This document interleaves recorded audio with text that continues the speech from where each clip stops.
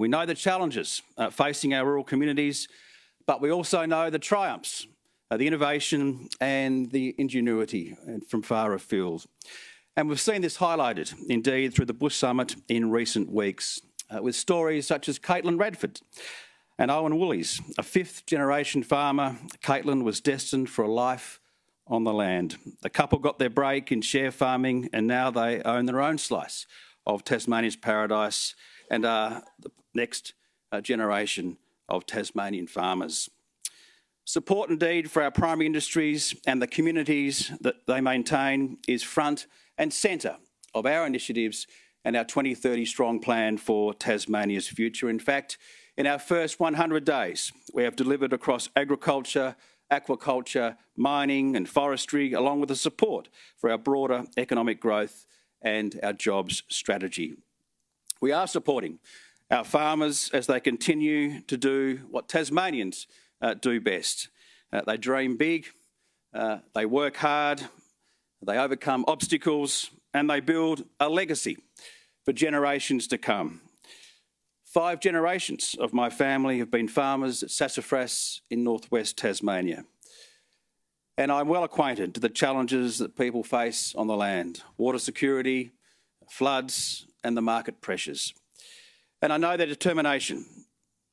And there's no doubt, as has been highlighted, the rural and regional areas of our state are facing challenges, including high interest rates and the cost of doing business. The Bush Summit indeed heard from Geefston apple farmer John Evans about his insurance costs increasing by over 100%. And that story is far too common. We also know the drought has hit Tasmanians very hard, and I've seen firsthand the impact across Tasmania, but also particularly at King Island. And I've seen the impact, the pressures on pastures and livestock and families, the impact on the farmers, the families, and indeed the communities, and the heartbreaking decisions that need to be made. And I'd love to be able to make it rain, but sadly, that's not in my job description. But what we can do is lend a helping hand. This season, we have already provided hardship grants to over 500 farmers from right across Tasmania, including on King Island and Flinders Island. And I'm pleased to announce today that next month's budget will contain further funding to extend our primary producers' seasonal conditions scheme. Incidentally, that scheme and that support wasn't spat out from an office in a capital city.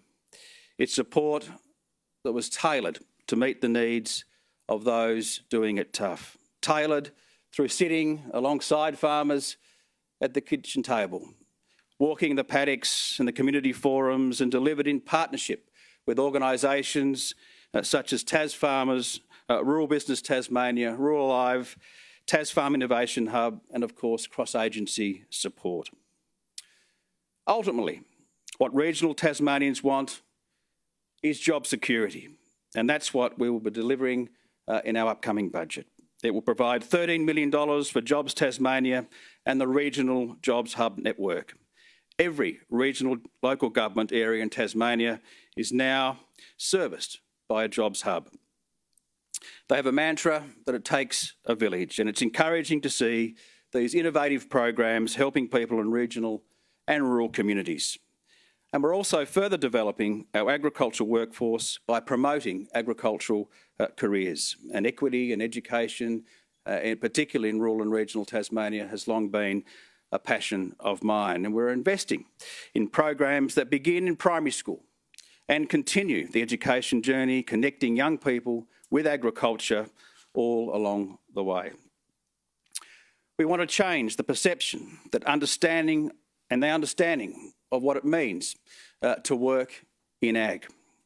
We've invested heavily in agricultural schools like the Sheffield School Farm, a new agricultural training centre of excellence in Burnie in northwest Tasmania, and the redevelopment of Jordan River Learning Federation School Farm into a centre of excellence and regional hub for agricultural learning in southern Tasmania. And we are showing young people, importantly, a pathway through agriculture. And we need to ensure that our rural and regional economy is strong so there are good jobs for them when they continue and indeed finish their formal education. Our regions need and thrive on the back of industry.